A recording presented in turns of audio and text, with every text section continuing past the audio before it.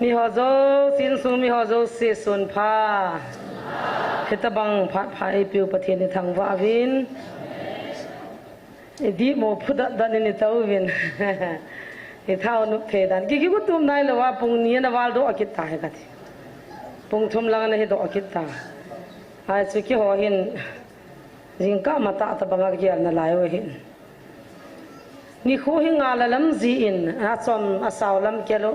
yung thun dan pai pai ji win dam lo ho kan tao piu le ba ma nong ki ma ji le pung hi chi lam ne ke he ji pon ki pa thu ne khat be se nge ta chu hung ding do ka hin a ji chu gala online na pang ho di hin atamovin chule tua he mo jong ki su to ga mo wala sa wa mona mona taw na man wa phone a he adi main tho no he tan ka tha nom walen I ho sang in atamovin hilanga ho ge la hi la ya mi mo cha cha ki kho mai ge lo hin gam da nga kho service bola chi official alien lal ngan changin ki tu to wa taw khom wa chi thu phun ha ngai wa pathina thang wa a je chun zan ni chun nu de kha to ki ho hone na hi le ki ho na khulanga khu duty chi ai lo le service bol ngan chang ka to khom wa suti ka kila to wa pha ka la do wa ka taw khom mo hin in langa chi ho he sew le na to ding halo ho amo wa ho to khom da ne se na ki hi bi se atin kin jong agun chu mong mong ho a me hin sing jing a dukan hin kha jing a pun khol hin zil do jing a hitia chu ngai na ta to ngai ta chi vai ki su to kai ve ka ti la khuti la phana ya ti hiya chu chule amun hin dala to jong lam sao ja ja mizoram langa pana hin vial jong ma he jan ha hung thung jong amin azo tu jing ka hung thung jong amin akidang be sen amunam hon igial ne wang wa uda naw tam pi gam thata hin dal ma hen jan ha tu ni khatvinia thupun ngai di mong monga lam ka sungam lo pa ma ma lai mun hin dal si sin je sumin khat damote santan dam wo hallelujah ve wo tam dan dan tapi ni thang wa ve amoy dithia shilonga tung ka selong tiang chu tu ing ka hajan ha ma chung thung hi vin gam me chana he an velwa gari an giriza mowa an nian sulun wa aki phonya pa na chu len na hung leng wa an dalo he hi chu hoi ka ki pa be sa le ding dong ka ting ki pa thu kam khat be se nge ka ti hi ta ba ho chu koi ho hamitia le pathin thu khol chi la phachi na patima he chi la ta san ho chai ve am ho zo si janin pathin ni thang wa bin chule tu madim jong chun bible hi chang kha chang ni ala do ben adam le vin ni nu nung ting le mi tampi thela thu se wa hung lung lu de ati ho ale ki hep thana doi lai hung lung de ti ni nu nung se talwa ni ma sa pa na analung lu mi te hi tau phat sil kan dom do jin doi lai ka sun hon khu ke le evangelist pun ka sun hon mong khu a pi sa sim de nga chu anh cái gì luôn mình lo giống mình cái gì luôn sẽ cho sáng sớm ni vào lại hết chứ cái suốt lại năm số vào hết chứ mà hết pain pasal họ cầu khom ni khát về in cái sen hung về hung lại ta bên thúc phun mình cắt ta sanh ta kul bít chum loi cái vang hagao mang đến tao po nghe ti loi ho hung nhang cho cung cho cái đập đó he party ho thil dang thu chu mitre chi ve win in nam hu ta he dam moi tai hi chi doi la ai ki sur hi sang som wa lai tai ve win ka ti ai cha chana nunga chun le khan ji win doi la ai jantra mantra su danin an ki sei win la ya mu chan sei hoi hi ta banga lep thu la pathin na tong le pathin ho le pathin thu sei anatam kha ta za inam hui na wang sit khaw pathin thu jang adi cha cha ki helotin tao nó giống như chan chan mangu tin hagao thu giống như pa seu ta katis zo pa hi za daute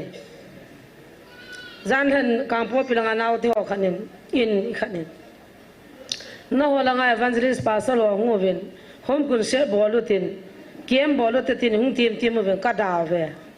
lam kalang hu bang he bang lam ha sa lam kalanga mi sang za ma pathin thu se ne ding akang po pilanga chung te nga ya ai ti ro langa chung te nga ya ma ti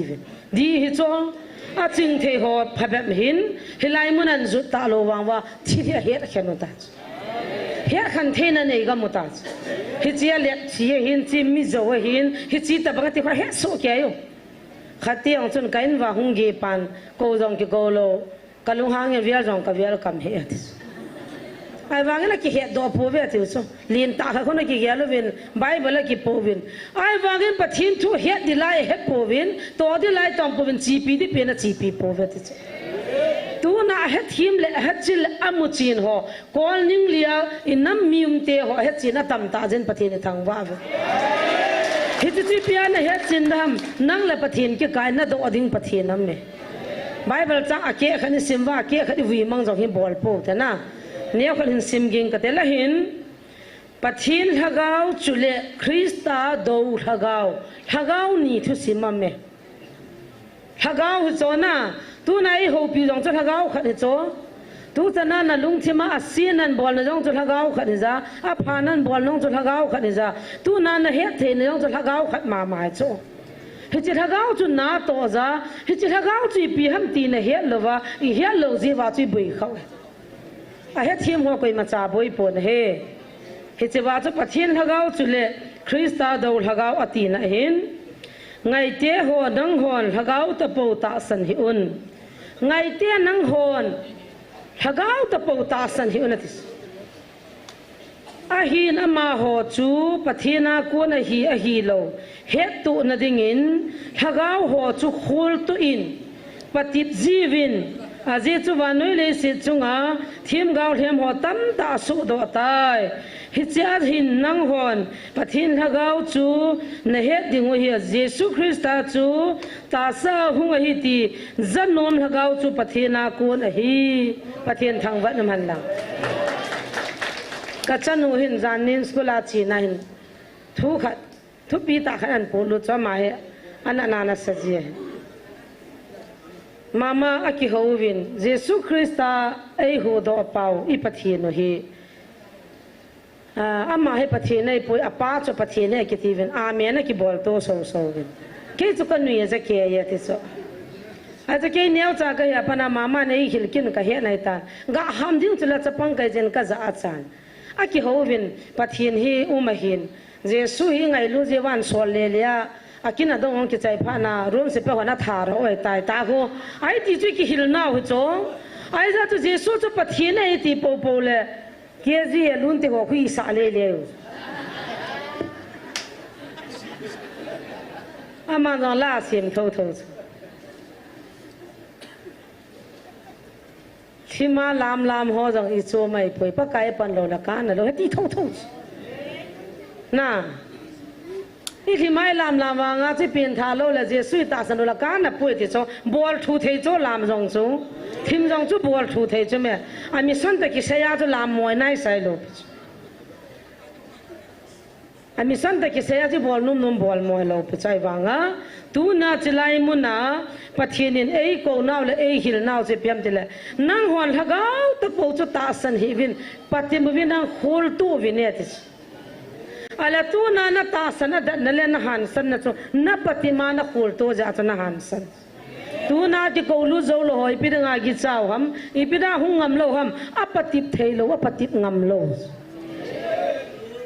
ki sei phat nei lo bu chu na mun khana thu phun an bol cho ning kuma ba sal khanu in ten pathin ni pi na to moram hoi lai hi le ti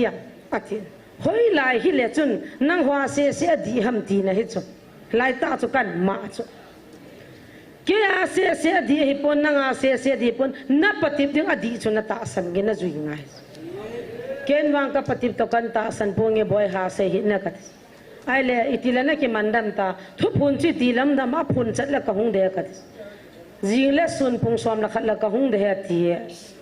ala ke kaung su da ma manan pui diu ham katile ama hin pui ta nge nang hung la chun khulanga mi tam pina va ding mui de he ati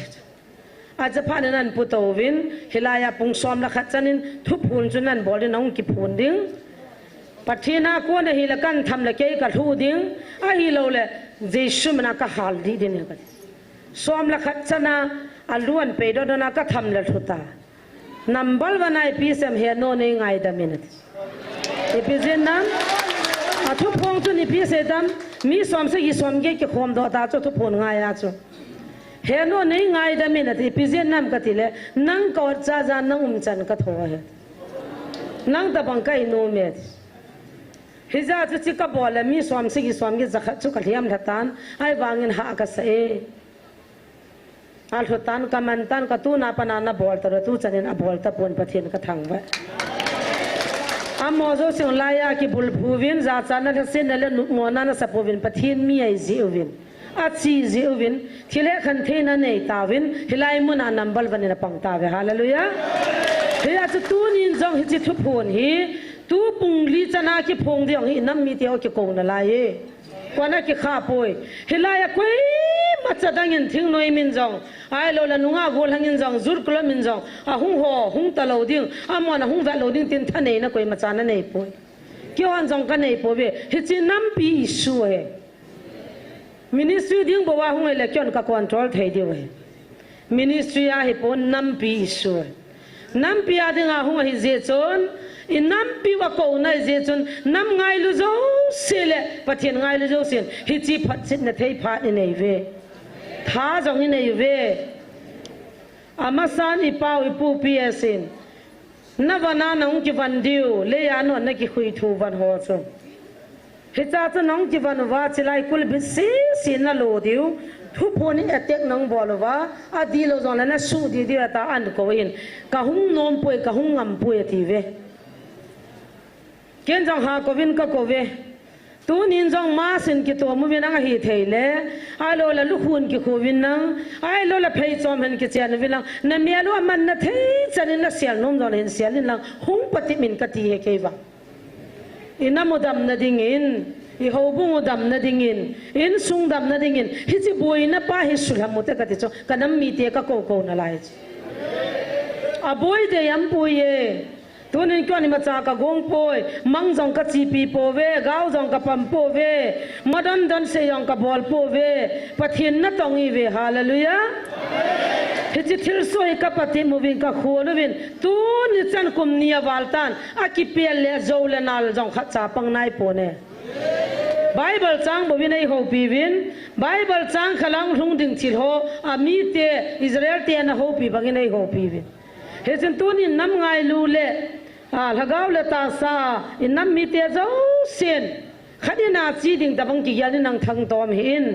adin lam kai upa ho phachin the hon ala na nam mi te zar ki lam vai ta dinga I bi da na te nong phachin ngam lo ham ka tis ai chi lai chi ban hung phachin ngam lo chil lagaw mang ti na mong mong dam ka tis hoi machan lagaw mang ho zu khamo nam bol fol ne ho no chi zo ho to pin na tin counseling bol pon na te sipai suti hung ho na chanu la pha tari nga la gu len sun chut na mai cham na bolu gari chom la gari mai cham na ga si mo hatta hi chi to lagaw iti man vai na mo chu dam da ham ka ti cho a blessing na bo sa chi vai pi bol de ham mai thai cha ga di me mi chol bai di me tu na zula sa thiding atame tu nin chiwahin gau khat chun yung vil ta ve o khat iza ta ve hi tu nam pia pui mang ta ding ai le pi na bola pathian ngai lu na nam ngai lu khat chun nei na na to cha khe ham katis ke ka nam mi te na ho ka yin ve hi chi ke to ki thaming ati na hung sudi in ka ti cho pa kai mina hung phachin in ka ti chu je su min hung in lang hi bi da hung ho na mel chi wa ibidanga hung ki khwama jong khanin limna ka mowa hilang hona na thu cha cha jiu gam mi ve thia ho jong je sun na bon wa na he no mi ve thi le ka so wai hung da la kho lo pe chu khwam wal ka camera ka mowa na jinu ka mota ti wa beng nom langa na thono tui bong langa na thono koi ta langa na thono hi je wa ke ko ma hung le thun so ke he a thono jong ma ho jong hi chu ngai nam hilaya si idea nang pan chi pi na mu do ong yang sit man ta chu I bedanga silanga ki to sati ham hilaya thu ki phung hi kap do lang ado ho cha na thona na hil chin na ado ho chin puilu ni na hung phat chin sa ta koi ta ban khunan tha ong phat chin ho chunga khot lam le nam pin song in ki sabli ta ve ta ken kan ma jong le sabli jeng ta hi chi chu phat chi te ya hi chi gang chala su chi te ya I pai mang diu ham I zon do diu ham I ta san diu ham hi chi phat chom ham I pi ham pathian o ham hi lo ham I piam ti phat chi nu len I nam hung dam ta vet tu na nam na he tiu lo kyo nang ka tho zo ta lo piu ka u ka nu ka loi ngai ta zong ka mel ma ta wang wam gam ta kilung kha ta tui la nga ta banga hechin sunga hi nui khwa ma lu chang ki sutwa an nia tui do na tu ni chana kum somwal hechi ministry kan to khomus mi til se ola kaw se ho hung wa lu ting le hechi su boi na ding azawa na za utula na bil ta wa ka hung ji ve ti hung ki chei hal se jiwa camera an ki koyo wan ki chayo wa ye ti le ki oi ka suboyin ye ti le evangelist te ni ki kan muchi ka tun ka bat khanin ye ti le ato khom pyo to ka bat khanin ye ti le thupong te ni ka tat toin ye ti le pathian za thupong pa ko alha da na thei ka seidam tia muchi phalo tu jong ume apha so ke lo pas abon wa ka he no chu ke hon ka to khom jibin ka taw khom min ka ke holy min tu lang hin ka he do atawe chi chom idea chom hin zanga ministry hin suboi go hilai thu phun namun hin suboi go ke ho mi mala attack ei bol go dim se ne tu lang hin tom langa visit ho jong anga tawin ki pam le jing thu phong pa hi pongza le thowa pongza le muwa I piani ja pie bol ja lung hang kha am ta thu do nei jong in koi ri hung ji ka chan nu khat nu ne ke ho khao chan ne au chela taw nang ne le phatian ki tung win lang nang lo le ne ne ki chin nang hung do le di kai po ve I pi me na ki won wan chin khula men bu na wa sa na wan ta mi chol bai ho jong kha ka do na tho za he ke wa bu le me chan adim se ne ve ve ne Jingu cho ka cha te hin na tir se thelo dus evangelist bu lai mun chu dal hadon nang ki jine don nang chin khulam chu dal hatan hai lu lei ni ki chiang ta te ti ho ve akhat ban hi bangal lai tai ti jine dam ti lagal ta ki chiana ki ma nam he ti ho ve hai ti po wa chu yi ti la lang ka suboi ta dam ting yan he so thu phun ta ki jine akikal nam he Hijawana mum sangjan ki jinei tan amin pathin na lung na chi ma tong lo la ya ano loi akigu loi agu gai na ung hai lu na ye ti le pyam khai be ka ni sadam ti loi ke ko ma hi so loi tan to khom sang na chang ki toin I pi nei sau ham mi nei sam na to khom pi ho za nei na hung lo ka yong ti ki nu cho ni kha nang chulai sipai ko tal mai la nu pi nga lang ho vin tin thu phona nang jiwam ka ti le na to khom pi ha ka bit mo bi sen ka hung hi ve na ho hi mi hing zas bola hung nai vin kyo su tu ri nga hung nai vin ki ho ta tu ri nga hung nai vin ki ho tir si ri nga hung nai vin ki ho ai pathin ati la pa na ei thana ai su to yin na ho bo khan thei kai hi ve no su se the yong kai po ve ka cha ka ji kan su mi ka to khom pi ha I tabang dam no kin ka he so ken ke di ka ngai lut pi ne ha ka ti thi bena ki le ta hala khat pan ho pi ki deu kan ngai na wale chiwa chen hin tong hin ne ai thele ki chiang do ta te ti loi pathinin tunia hi namdam na dinga I mahilo te na thanoch abanga bai te ke yong I macha kai lo evangelist pu jong I macha lo ka cha ti yong I macha lo pathinin ali na la ching khat be na thang te tu na boi na him lo dis keu pin ta ai than ji wa boi hin keu pin ta ai thang pathin ka thang ba Kiwan thil dang het diong ka nei pun het be diong ka nei povin koi maten sung su si diong ka povin sim phat diong ka povin a su na jana mingol bangai ta taw kai bo ve ka kha do le jun le e thi ma ma tha kai bo ve dang ka bui pi man po ve hi chi bau se ka bui na wa hin koi te ni pi nya koi te nu nga cho ya koi te gu lang hoyam jong ka he po ve po na nam le jin he ya chu ni in gam hepita ta hung nu la pate ho ka ki pa phina de sana ka hung din da bible changan koi wa hung hon dem wa chi lo na dingan ho pi naw a ke khan na hon lagaw ta po ta san hi win chilai se se nga hi ka ma abon sim chai uta ka dis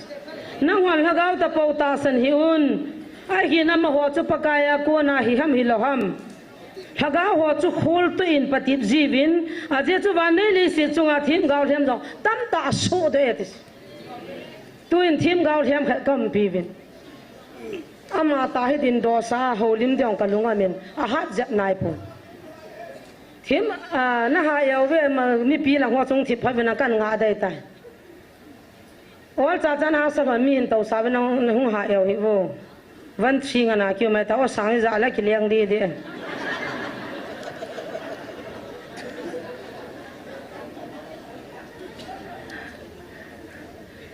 so tu la mong hi ipam phot hu sa kha nam zong la ki lal di sanin tin hi chi thim gaw hem ka ti chui piam ti le hi cha ta kam pi pau hi pathin thu se ya na chi so hai ka ta ka do chu zan nya i pi na gya la na chi ham ka ti le thim pu khat ta bang alu na thim gaw khat ta bang pa sang hi na hi chi thim gaw ta bang ko hi na nom lung gyal ka ne he plus i chi la min zakha jani na pi ziet kaung ki le pha la lam pia zu kha kan don pa ji ai zu kha tu kan ki don pa se na kaung thun ting le koi mane mutalo ei la ki kham nu se ai ta zu kan bol la tu na angol kai tai hi chi thu a hi pa kai lungyal na ta sa lungyal nam thei ta lo bui ta hi zu ko na ki lo da ko na piam dela ma na ki lo do cho ama yam khana ki gela ama cha la ima cha hi lo ki ti ho chu ta lin ta thu pi ta ki gela evangelist lin ta pastor lin ta na ki gela thu se ya na wa chu thu se yang ka thi da mi na ngai non thei da na a cha chu in tam mo ni thim la lam pia in ki cho pai don la ki chai he chen tu hin counseling ka bol lai ta han a jong jong ka boi pi hanin ke hin ka dip nom be se la be adi bo ka lunga me he na sa sai pi ham na bol ti chu na ai le je thim pu chu ni nu la doi chu jil tang pa kai min pa nai pi thim pu na bol gon ham tao dam ho hi ka hi no men mi tao pi di hung dam di min suman pi di I min hun ki thang di ti ho bang ka ye le ti su hi so wa chu di ta lo chu na hi da bang chu tam he ga mu wa a chal kang a chal vam jang loi pat jang san le vam jang loi ui chat san ui cha vam jang loi song ku kang jang loi sap lip jang loi cross lim jang loi ki dim se nge ama se pui hiza chu tu ni hin hagau ki ti phanin nang personal a jong na ho pathin chu pati min lang khul chi na he chi na la chu hoi la hi jong la bui ta pui ka hi chi wa jong pathin I ho bung wa jong pathin kon khanin na ho bung la ga pathin ta lo banga na gya lo jong di lo pi I ho bung la ho na ho jong khu pathin hi chu me ama la nga to ho kon aji lu diol hing se lang lu lo la mu o bo thu ya haga mang iza to jong la kho sa ki lo cho ama la nga hu to wa la mi pi la khu ki via haga mang do hi mu tin li thi hung do ve to chu lam kai lung pu ni cho ata chi sum ta lo nu pa ke mi bol du hamo bazit izan ham la khada tele khongai phano te khowi lang le haga mang ding nu pa tam ta la nu pa kem bol da ve de chu la haga mang di khang dong tam ta la haga mang kem bol da ve chu khang dong kem chu hi chu kho kum so ma khat ve ni ve tong ki bolin ten hilanga ji lu pau chu hoi langa ETM atile hoi lang la ma tho do ve ten ko event ten ka na lo pis hizal haga mang tam hi ta haga mang tam na chi ji hi tunin haga hi ei ma chi ki pati mutin phachi nutin azo ting le haga mang man ki pan tau te ka nam mi te pathin nei ngai lu ve chi nga chei solo he haga mang dia tam wal tai ti isei do no mu chule tu ni thil so ho hi apatim nom chan hung na lai hen na hung patim hen hilanga thumu jala mon jeng ote pakaya ko na hiam hilom ta apachin de ho mun piu ta katis chule ta sanjala phachina hung zo se jesu mena na ho lim na dinga hung ding do akai tu jing tu jana chi bible changa chong ki hanil wal je wa chu kan sim la thuai bovin se khil se wa ti ngai da mutin pathina thu phathei bo piu han lang ke man chom cha phat kan man ne chan chu tan ta ki pa e